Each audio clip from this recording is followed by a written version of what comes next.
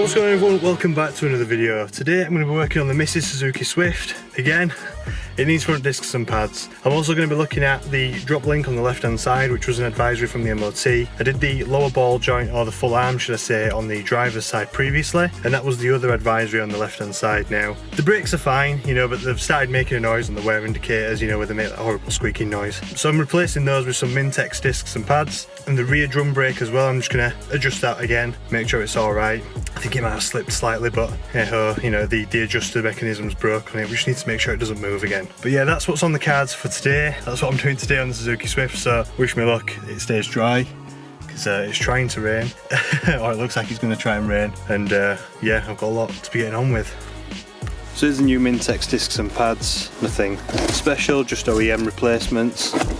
Look very nice and shiny though. They almost look like they've been painted or coated, which is a new one for me. Every time I've got a set of Mintex discs, they've never been coated, but yeah, they've definitely been coated with something. So yeah, that's what I'm throwing on the front. So they don't look too bad. There's a little bit of a lip, as you can see there, and the pads are wearing down quite a bit actually. Can't really tell on camera, but you probably just have to take my word for it. The pads do look quite low actually looking at them now, so I'm not surprised they need doing. So the first step, jack up your car. So just before I do that, one of the things I like to do is I like to just loosen off the cap on the brake master cylinder, just so when you're pushing back the pistons, you're trying to get a hold of the discs. Just give that a quick check. That looks filthy, probably needs a fluid change. But it's loose now, it's not airtight. And the reason for that is I just loosened that off so that the air can escape out of it when you're pushing the pistons back in the calipers, just to allow the fluid to travel up the system a lot easier. Makes the pistons a little bit easier to push back on the calipers, so you can get the calipers off the discs nice and easy.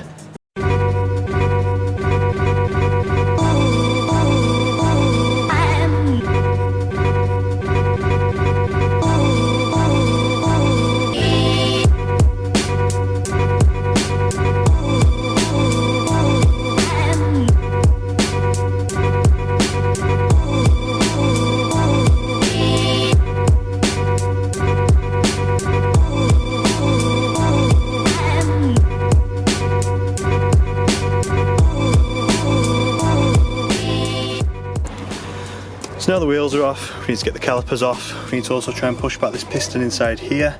Don't know if you can see that. There you go. So that's the piston that pushes the pads, as you can see.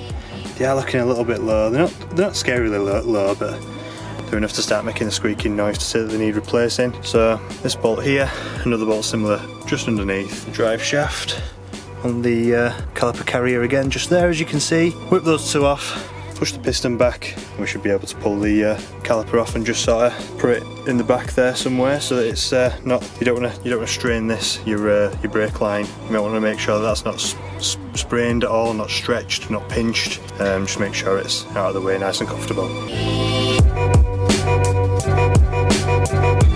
So I've just loosened this bottom bolt here, as you can see on the caliper. It was absolutely stuck, so I had to get underneath, put my weight behind it, you know, but it's free now. I need to do the same with the top bolt. So I'm going to remove this drop link, as I was saying before. This drop link, it's got a slight amount of play in it. I don't know if that picks up on the camera, but this is what the, see if I can just put the camera down. You can definitely feel it, but you can see here there's more play on the drop link end than what there is on the roll bar itself, and you can feel it sort of knocking inside. So that's how you know your drop link's gone. This is the side that was on the advisory for the MOT. As you can tell, it's got very little play, so it would be an advisory rather than a fail. But yeah, I've got this as well. I've got the drop link itself, so I'm going to be replacing that now, and it'll give me a little bit more access to the caliper top bolt, so that I can put my weight behind it a bit more, just on the caliper itself. So that's the plan.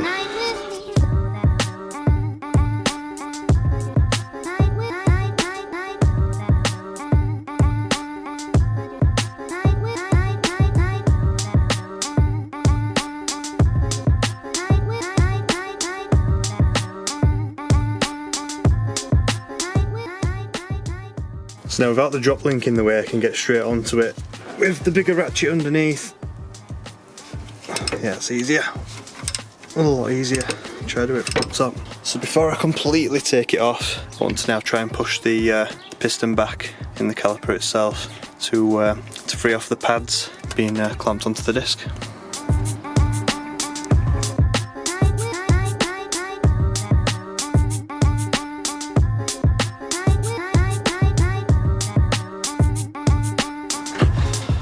I was watching a video the other day of somebody trying to get these out. Instead of tapping them, they just went at them with a electric gun, just with a Phillips drill bit on the end. Needless to say, they rounded them off straight away. And yeah, that's how you're supposed to do it. Give it a tap.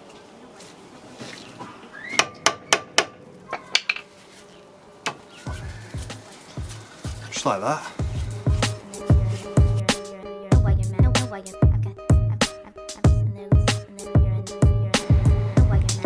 So as you can see, I tied the caliper up with a cable tie just so the flexi, had a nice bend in it. It's not going to come in contact with anything. It's behind the disc shield. It just keeps it out of the way of anything that could be nipped behind you. You don't want it getting caught behind your brake disc and your disc shield when you put the disc on. You don't want it to be kinked or stretched or anything. You don't want it hanging down here where the cable could be stretched and cause damage to it. The line, should I say, could be stretched and cause damage to it. Because obviously there's high pressure fluid running through there, and you don't want your brake line to fail, because that means no brakes.